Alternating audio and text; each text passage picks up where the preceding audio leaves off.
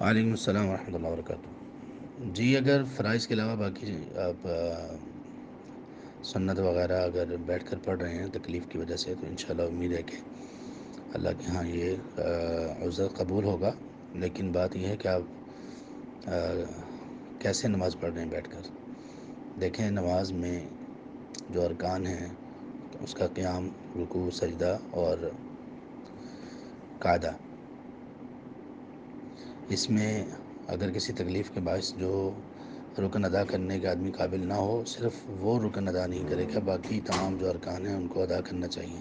یعنی اگر آپ کو کھڑے ہونے میں صرف تکلیف ہے تو آپ کھڑے نہیں ہوں گے، بیٹھ کر نماز پڑھ لیں گے، یہ نوافل وغیرہ۔ باقی اگر یہاں تک کہ فرض میں بھی اگر کھڑا ہونا ممکن ہی نہیں ہے تو آپ بیٹھ کر نماز پڑھ لیں گے، لیکن رکوع، سجدہ اور باقی تمام چیزیں اپنی اصل حالت میں اسی طرح سے کریں گے، اگر وہ کرنا آپ کے لیے ممکن ہے اور مشکل نہیں ہے تو۔